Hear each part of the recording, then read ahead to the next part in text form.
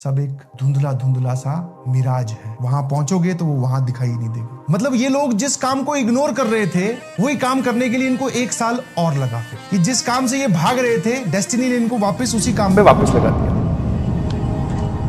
All of them were very नादान। उनको 10वीं क्लास की आदत थी और उनको आदत थी जमा जमा के लिखने की, और टीचर जो क्वेश्चन करवाए उसको वापस घर पे जाकर नोट करने की। प्रैक्टिस करने की कम आदत थी, कॉन्सेप्ट अप्लाई करने की कम आदत थी, बस लिखने की ज्यादा आदत थी, जिसको वो रिटर्न वर्क बोलते थे। उसको वो शायद प्रिपरेशन समझ बैठे। बाय द टाइम जैसे जैसे क्लास आगे बढ़ती गई कुछ बच्चों को तो समझ में आ गया प्रिपरेशन ये नहीं होती। आपको खुद अपना दिमाग लगाना है, खुद पेन चलाना है, बहुत प्रैक्टिस करनी है। सर जो सवाल करवाएंगे उनमें से एक भी सवाल रिपीट नहीं होगा, अपना दिमाग लगाना है। उनमें से कुछ बच्चों को बात समझ में आ गई तो वो उस डायरेक्शन में पढ़ाई करने चले गए। कुछ बच्चों को धीरे धीरे बाय द टाइम समझ में आने लगा कि यस इट इज डिफिकल्ट, तो उन्होंने धीरे धीरे क्या है मैदानी छोड़ दिया।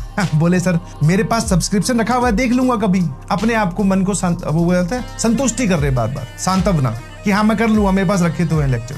और उसमें से फिर एक कैटेगरी थी, ध्यान सुनना, नाउ यू कम, जो ना ही पूरी तरीके से प्रिपरेशन छोड़ पाए ना ही पूरी तरीके से प्रिपरेशन ऑप्ट कर पाए। ऐसे खड़े छोड़ दूं क्या, स्कूल वाले तंग करते हैं, नहीं पढ़ लेता हूँ, जेई भी तो ड्रीम है, आईआईटी कॉलेज में जाना है। अरे यार रोज इतने इतने घंटे के लेक्चर, काम करो प्रैक्टिस करो, ये थोड़ी होता है। स्कूल अच्छा है, स्कूल में जाता हूँ, अच्छा मन लगता है, इस बार स्कूल कर लेता हूँ, 11th में 12th में बहुत जी जान लगा के पढ़ूंगा।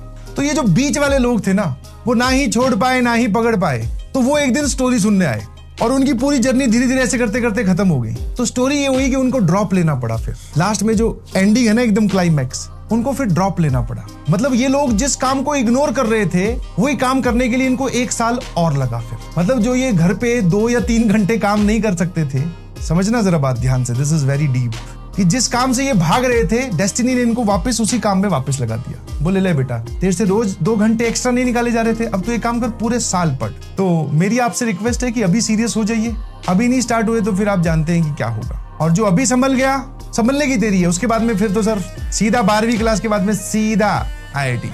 मैथ्स की सबसे बढ़िया किताब कौन सी है? मतलब एक ऐसी किताब, जब इंसान स्ट्रेटेजी में होता है तो वो यही करता है, सबसे पहले चीजें खरीद लाओ, क्योंकि उनको लगता है कि बाहर से कोई एक्सटर्नल फैक्टर, कोई ऐसी किताब आएगी जो हमारी जिंदगी बदल जाएगी। सब एक धुंधला धुंधला सा मिराज है, वहां पहुंचोगे तो वो वहां दिखाई नहीं देगा। तो please shift yourself to this अपने आप। ऐसा नहीं है कि ये किताब नहीं खरीदेगा, जब इसके लेक्चर्स कवर हो जाएंगे, इसके पास सफिशिएंट टाइम होगा और इसके पास में प्रैक्टिस के लिए टाइम बचेगा तो ये भी किताब खरीद लेगा, बट बाद में ये भी डीपीपी सॉल्व कर लेगा जब इसको टाइम मिलेगा। बट अभी ये इनिशियल टाइम अपना वेस्ट नहीं कर रहा इन सब बातों में। I hope you got my point very clearly कि मैं क्या समझाना चाह रहा हूँ, और ये बात मैं बार बार नहीं समझाऊंगा, समझेंगे नहीं? शाबाश। आई होप अगर मेरी आवाज 5000 बच्चे सुन रहे हैं तो कम से कम 2 के कानों तक पहुंची है, मतलब 100 के कानों तक पहुंची। अगर 2 के भी दिमाग तक पहुंच गई तो this discussion will be very helpful. कोशिश जारी रख, जरूर सफल तेरा काम होगा, कदमों में तेरे जहां और सबसे ऊपर तेरा नाम होगा।